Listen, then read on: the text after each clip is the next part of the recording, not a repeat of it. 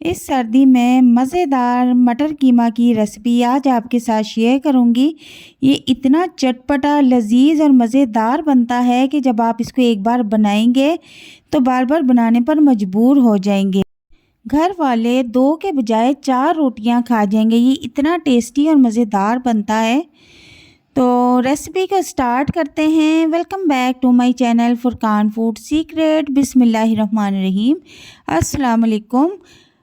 तो रेसिपी को स्टार्ट करते हैं। यहाँ पर सबसे पहले मैंने एक कढ़ाई ले ली है और उसमें तकरीबन 1 कप के करीब मैंने ऑयल ऐड कर दिया है। ऑयल को हमने गरम कर लिया है और इसमें 2 अदद बड़े साइज़ के मैंने प्याज कटिंग कर लिए थे और इनको फ्राई कर लेंगे। आधा किलो हमने चिकन का कीमा लिया है और 1 किलो हमने मटर लिए हैं। तो इनकी क्वांटिटी मैं आपको साथ साथ बताती जाऊंगी। इसमें हमने 2 अदद बड़े साइज़ के प्याज लिए थे जो कि बारीक चॉप करके हमने फ्राई कर लिए हैं। इनको बिल्कुल लाइट सा गोल्डन करना है। जैसे ही प्याज गोल्डन हो जाएंगे तो हम इसमें लहसुन अदरक का पेस्ट जो कि मैंने पहले से ही बना के रखा हुआ था ऐड कर देंगे।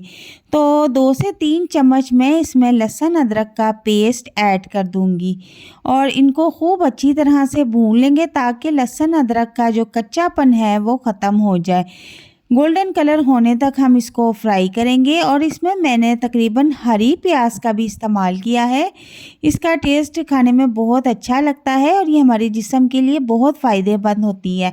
तो आप इसका इस्तेमाल लाजमी किया करें और इनको खूब अच्छी तरह से भून लेंगे। गोल्डन कलर होने तक इनको अच्छी तरह से फ्राई करेंगे।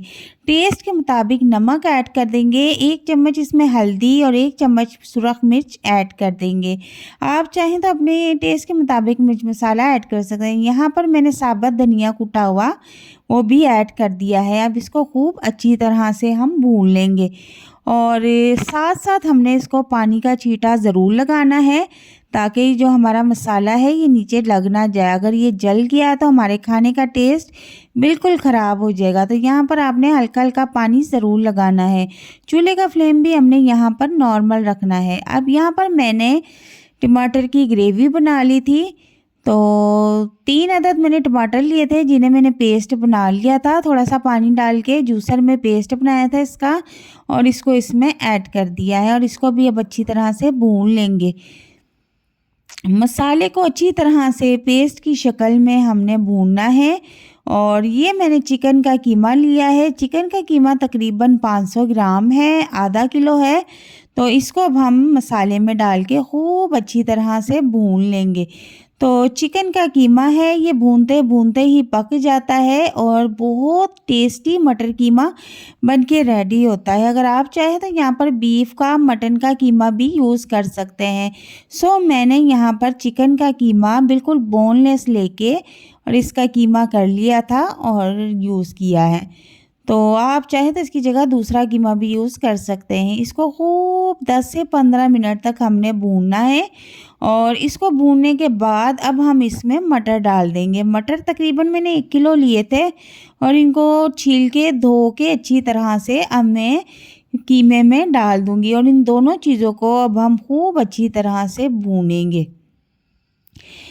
मटर कीमा हम जितना भूनते हुए पकाएंगे ये इतना टेस्टी और मज़ेदार बनेगा। अब इसको अच्छी तरह से हम भूनेंगे, पानी का छींटा लगाते रहेंगे और तकरीबन मटर कीमा भूनते हुए मुझे 10 से 12 मिनट हो चुके हैं। इसको अभी हम मज़ीद भून लेंगे और मज़ीद भूनने के बाद मैं इसमें 1 कप के करीब पानी डाल दूँगी। पानी इस वजह से डालूँगी कि जो हमारे मटर हैं वो अच्छी तरह से गल जाएँ। तो 1 कप के करीब आपने इसमें पानी डाल देना है और डालने के बाद इसको अच्छी तरह से मिक्स करके इसको कवर कर देना है। तकरीबन 7 से 8 मिनट के लिए हम इसको कवर कर देंगे। तो 7 से 8 मिनट के बाद जब मैंने इसका कैप हटाया है तो पानी सारा खुश्क हो चुका है और देख लेते हैं कि जो हमारे मटर के दाने हैं कि वो गले हैं या नहीं गले। तो चेक कर लेते हैं यहाँ पर। तो मटर के जो दाने हैं वो अच्छी तरह से गल चुके हैं, नरम हो चुके हैं। अब इसके अंदर जो थोड़ा बहुत पानी चमक रहा है उसको भी हम फुल फ्लेम पे खुशक कर लेंगे। अब यहाँ पर 7 से 8 अदद हरी मिर्च डाल देंगे और थोड़ी देर और भून लेंगे। इसके बाद हरा धनिया भी मैंने धो के कटिंग करके रखा हुआ है, उसको भी इसके ऊपर स्प्रिंकल कर देंगे। अब इसको मज़ीद अच्छी तरह से भूनेंगे और बहुत ही टेस्टी और मज़ेदार इसकी खुशबू आ रही है।